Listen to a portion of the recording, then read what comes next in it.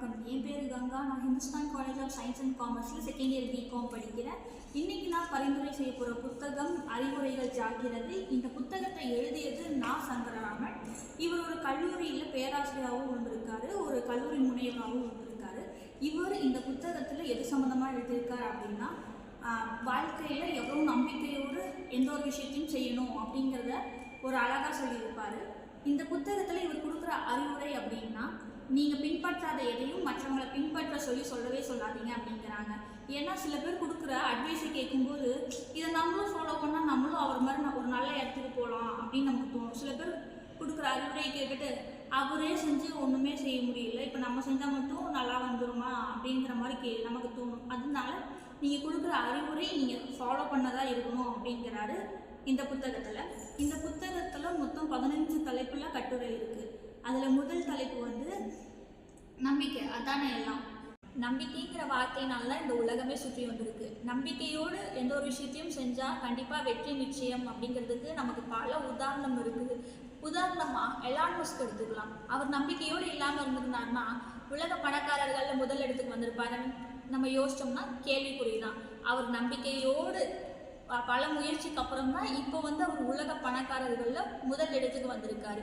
நம்பிக்கைக்கு ஒரு பெரிய உதாரணமாக நம்ம யார் எடுத்துக்கலாம்னா பறவைகளை எடுத்துக்கலாம். அவங்கெல்லாம் வந்து எவ்வளோ பெரிய கடல் மலையெல்லாம் தாண்டி இங்கே இருக்க வேடந்தாங்களுக்கு வருது. அது எவ்வளோ பெரிய நம்பிக்கையோடு வருது, தான் இலக்க போய் சேர்ந்துருவேன்னு. அந்த நம்பிக்கை இங்கே நம்மள எத்தனை பேருக்கு இருக்குன்னு கேட்டால் கேள்விக்குறிதான். எந்த ஒரு விஷயத்தையும் நம்பிக்கையோடு செய்யுங்க, கண்டிப்பாக வெற்றி நிச்சயம். இங்கே ஒரு கதை கொடுத்துருக்காங்க. என்ன கதைன்னா, நம்மள மாதிரி வாழ்க்கையில் ஒரு பெரிய கனவோடு இருக்கிற ஒரு இளைஞன். ஆனால் அவனோட எண்ணம் எப்படி இருக்குன்னா எதிர்மறையாக இருக்குது. எந்த ஒரு விஷயத்துக்கும் மாறாக யோசிக்கிறது.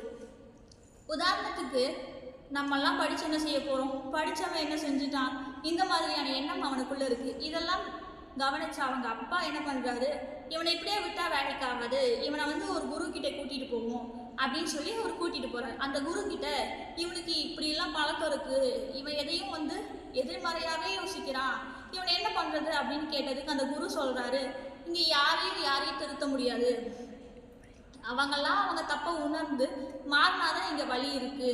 அதனால் நான் வந்து உங்கள் பையனை வந்து மாற்றுறதுக்கு ட்ரை பண்ணுறேன். அடுத்த நாள் காலையில் விடிஞ்சது. அந்த குரு வந்து அந்த இளைஞன்கிட்ட வந்து சில வேலையெல்லாம் சொல்லிட்டு ஒரு பொட்டலை சாப்பாடையும் கொடுத்துட்டு போகிறாரு. அவர் கொடுத்துட்டு போகும்போது என்ன சொல்கிறாருன்னா, இந்த சாப்பாடை நீ சாப்பிட்டு மீதி இருக்கிறத கட்டி உன் இடுப்பில் கட்டி வச்சிரு, எக்காரணத்து கொண்டு இந்த சாப்பாட்டை வந்து கீழே வச்சிடாத அப்படின்னு சொல்கிறாரு. அதனால் வந்து அதையும் கேட்டுட்டு அந்த இளைஞன் வந்து என்ன பண்ணுறான்னா, சரி அப்படின்ட்டு வேலையெல்லாம் செஞ்சுருக்கான். அப்புறம் காலையில் பசிக்குதுன்னு சொல்லி சாப்பிட்டாரான். பாதி சாப்பிட்டு மீதியை வந்து கட்டி வச்சிடறான். கட்டி வச்சுட்டு மறுபடியும் வேலையெல்லாம் பார்க்குறான். அப்புறம் மதியம் வந்து இதுன்னு சொல்லி சாப்பிட்றதுக்கு அந்த பொட்டலத்தை ஓப்பன் பண்ணும்போது அந்த சாப்பாடு ஏற்கனவே சாப்பிட்டது அப்படிங்கிறதுனாலையும் வெயிலோட தாக்கத்தினால வந்து அது ரொம்ப கெட்டு போய் ஸ்மெல் அடிக்க ஆரம்பிச்சிருச்சு.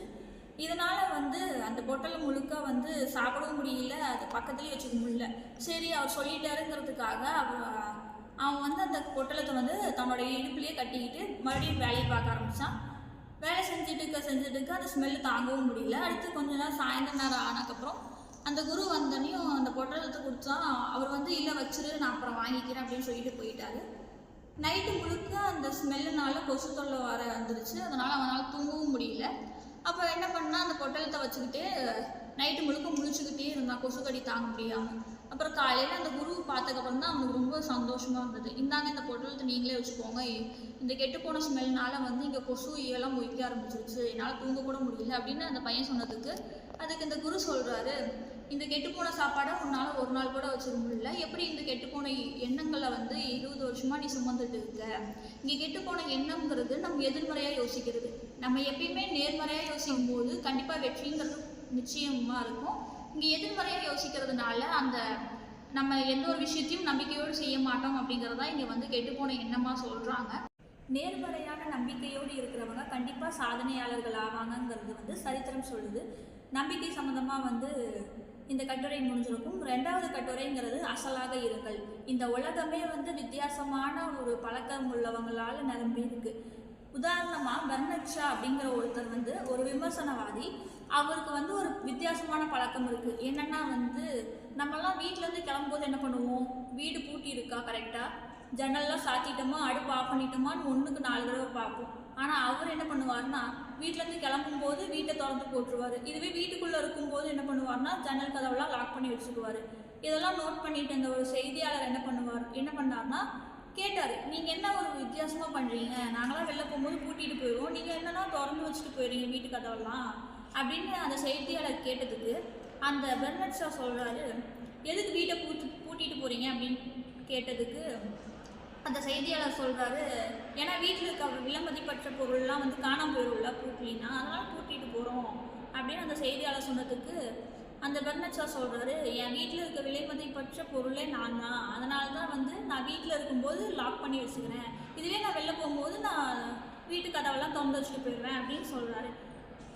இங்கே வந்து எது சம்மந்தமாக சொல்கிறாங்க அப்படிங்கிறது நீங்களாக இருங்க. இப்போ குழந்தைங்களை பாருங்கள், அதுங்க எவ்வளோ அதுங்களோட இயல்பில் தான் இருக்கும். இப்போ அவன் அப்படி பண்ணுறதுனால நானும் அப்படி பண்ணுறேன் அந்த மாதிரிலாம் இருக்கவே இருக்காது. அதனால் குழந்தைகள் மாதிரி இயல்பாகவே இருங்க. அவங்களுக்காக அவங்கள மாதிரி பண்ணுறேன் இவங்கள மாதிரி பண்ணுறேன் அப்படிங்கிற மாதிரி பண்ணாதீங்க அப்படிங்கிறது தான் இந்த கட்டுரையில் இருக்குது. அப்பா சொன்னாருன்னு சொல்லி இங்கே இன்ஜினியர் ஆயிருந்தாங்கன்னா ரைட் பிரதர்ஸ் ஃப்ளைட்டுங்கிற ஒன்றை கண்டுபிடிச்சிருப்பாங்களா அப்படின்னு கேட்டால் இங்கே கேள்விக்குறி தான். அதனால் நீங்களாக இருங்க அப்படிங்கிறத இந்த கட்டுரையில் சொல்லி முடிச்சிருக்காங்க. இது மாதிரியான கட்டுரைகள் இன்னும் பல இருக்குது. நீங்களும் படிங்க, இது உங்களுக்கும் யூஸ்ஃபுல்லாக இருக்கும். நன்றி, வணக்கம்.